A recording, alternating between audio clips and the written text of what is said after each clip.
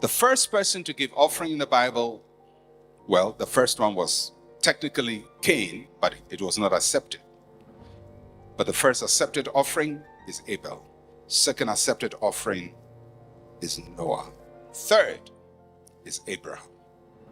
And we're going to look at Abraham's offering.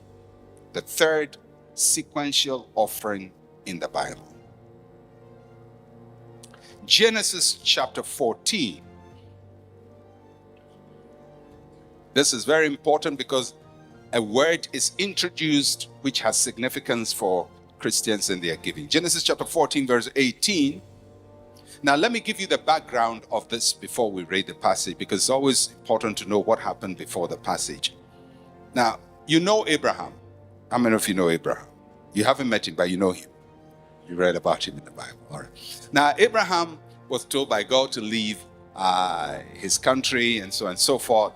And when he was leaving, he left with some of his relatives. His father started with them for a while and died later on, and a few people other also following. But one of the significant people that went with Abraham was his nephew called Lot.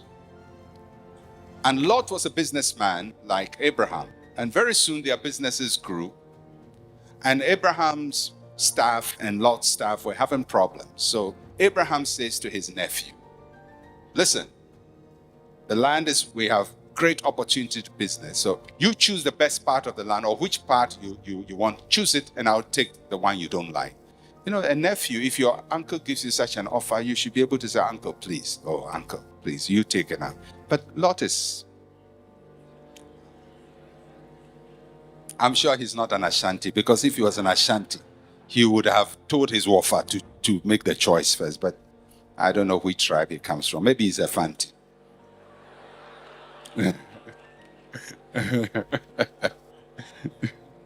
All right. So Lot goes to live in the poshest place of town. Incidentally, there are two cities near the place that he goes to live in. One is called Sodom, the other is called Gomorrah. And they are bad people. You know about them. Now, there are other cities in the valley that Lot is living in, about 5 of them. And that is the most prosperous part of town. So one day, some kings come together and attack the land where Lot is living. And they overcome the kings of Lot's town and overtake them and capture all of them as slaves. Lot, his wife, his children, his property, and everybody's property. The 5 kings take them away. So they come to tell Abraham, your nephew's camp has been ransacked and everybody has been taken captive. Abraham organizes 318 servants in his household, and they go to fight 5 kings and defeat them. And he collected all the booty. Now, in those days, the way for nations to be rich was to beat other nations and collect what they have. That's how people got. You know, you don't produce. They don't produce. There was no manufacturing. So somebody works hard, you go and beat him, collect all he has, and then somebody will come and beat you and collect all he has. So that's how they exchange wealth, by beating up other people. So it was normal. So Abraham now goes with his 318 staff, guerrilla fighters, and they go out and beat the 5 kings. Now, when they beat the 5 kings, they recovered everything that they stole from Lot's people. But not only that, what the kings also had before was also recovered. And what they had looted from other villages had also been recovered. Now, if they were a very strong army, it meant that there was a lot to recover. So now, instantly, by the loss of the land, Abraham is now the owner of the wealth of 5 kingdoms, including every kingdom they have raided up until now. Now, Abraham now instantly is rich. And when you fight, the wealth belongs to you. So Abraham is rich instantly. Then out of nowhere, Abraham has a visitor. Let's read. Genesis chapter 14, verse 18 to 20. Then Melchizedek king of Salem, brought out bread and wine. He was the priest of God Most High. He blessed him and said, "Blessed be Abram of God Most High, possessor of heaven and earth, and blessed be God Most High, who has delivered your enemies into your hand." And he gave him a tithe of all. This is the first time the word tithe appears in the Bible.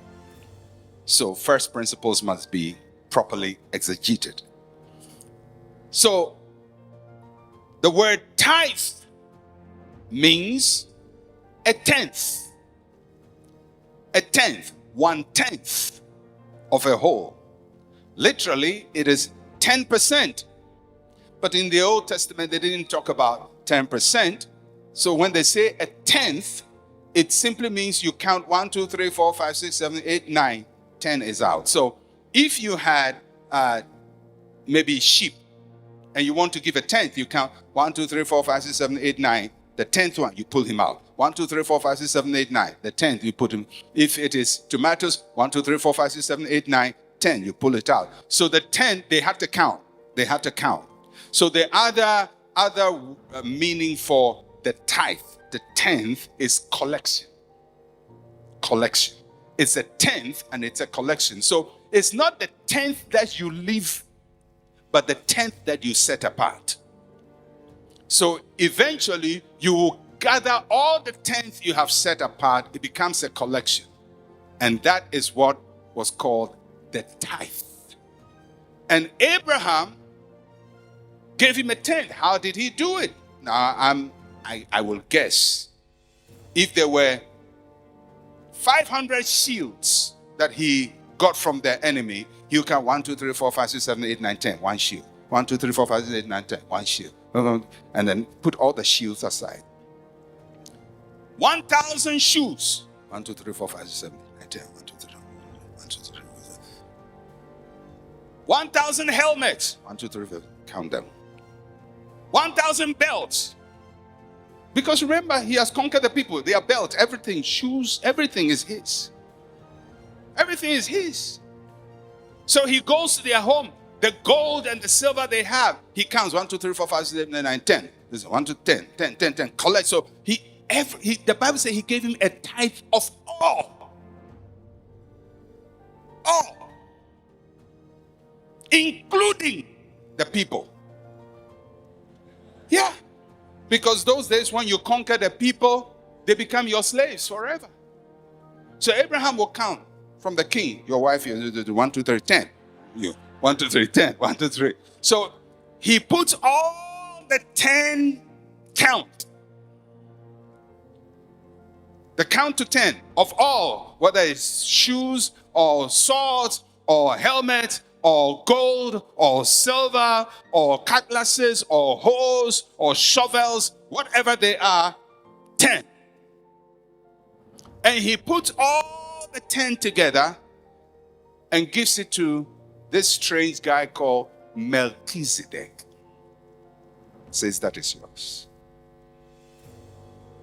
The interesting thing to note is that Melchizedek was not one of the kings who lost property. Neither did he fight. So if you look at it, you will say his skin is not in it. He hasn't lost anything and he hasn't fought for anything. He's sitting here somewhere and waits till the booty is ready. And he walks in 1, 2 and say, Abraham, blessed be God Most High, blessed be Abraham. And then he has, the Bible says, bread and wine. The bread and wine stand for two things. First, it stands for refreshment. He comes to serve Abraham. He comes to minister to Abraham and serve him, refresh him after the battle. But the bread and wine also is a type of something that will happen later in the New Testament, which we now call the communion. So he came and introduced Abraham to God Most High by the bread and the wine. And it is after that ministry that Abraham gave him the tithe of all. So let us pay a little attention to this guy called Melchizedek. His name, Melchizedek, means king of righteousness.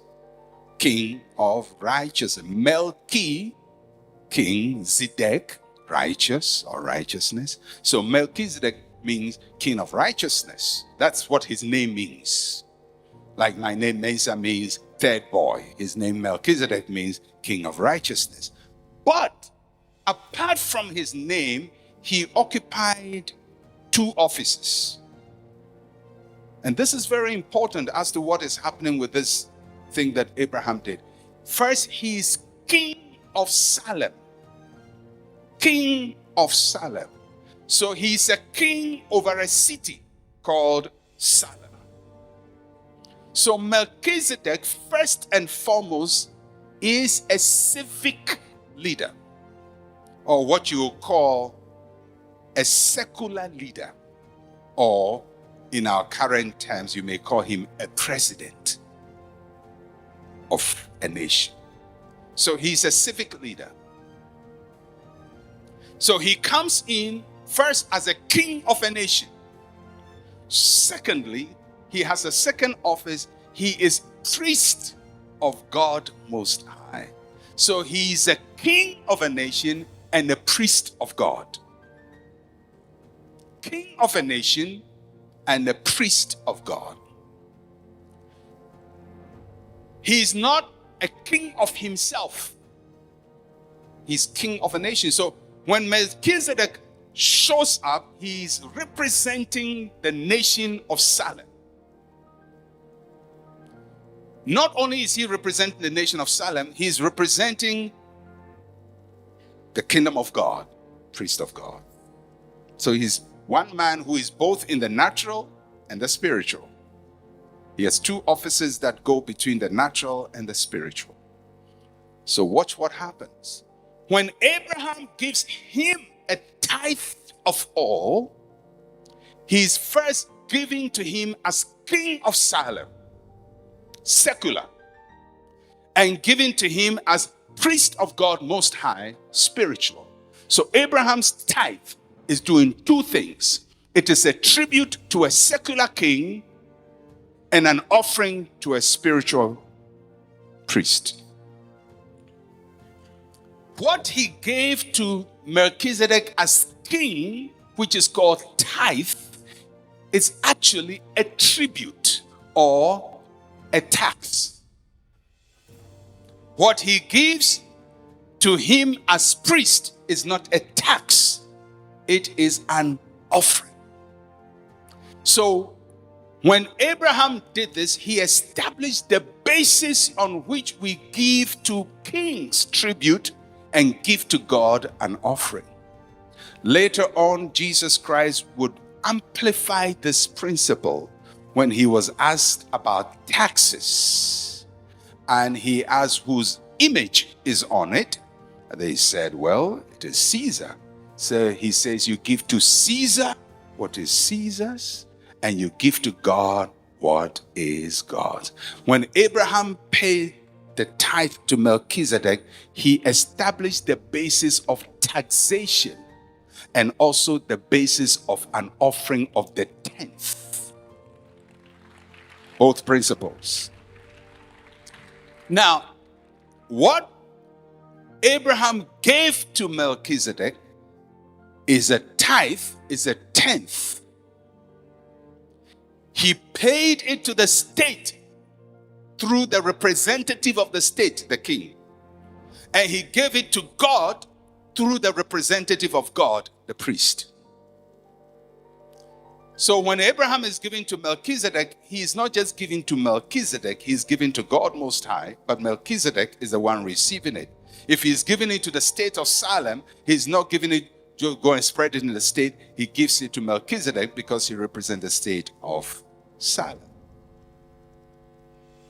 Now, sometimes people don't get it and they think that when a person receives something, it belongs to him, but doesn't. When you go to pay your taxes, I hope you pay tax. I hope you do. You file your taxes and you go to the Ghana Revenue Authority and you say, this is the duty on my commodities, or this is the duty of something I clear from the harbor or whatever, and I'm paying my tribute. There is a staff, somebody there who receives it. And when he finishes, he gives you the receipt.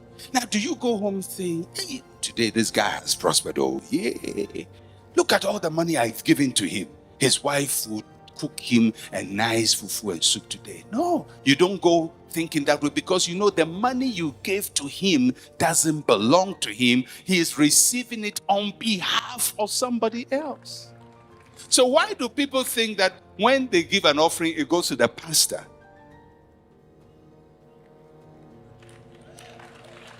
Why do you think so? Why do you think so? It doesn't go to him. He is just the receiver. But it goes into a bigger system. That is, if he's operating a good system like what Pastor Ransford is doing, it is not his money at all. Just like your tax doesn't belong to the Internal Revenue or GRA staff that you give to. So Abraham gives to Melchizedek the tithe. So you realize when the tithe begins, it begins before Abraham has a child, before Isaac is born, before Jacob is born, before the 12 tribes of Israel are established, before there is a tribe of Levi, before there is an Aaronic priesthood. This is 450 years before the law is given to Moses. The principle of the tithe is not based on the Levitical law. It is first based on the priesthood of Melchizedek. Are you following what I'm saying? All right. Now, this is very important. It's very important that the reason why the tithe that Abraham gives to Melchizedek is important several ways. First, it is the first offering in the Bible that is giving a life to a living person. You see, Abel's offering, it was burnt to God. No human being received it. Burnt. God. Okay. Noah's offering, nobody received it. Burnt it. The animals were all burnt to God. Abraham's tithe, nothing is burnt. And it's to a man of God. So it is the first time an offering from the hand is given to a living human being.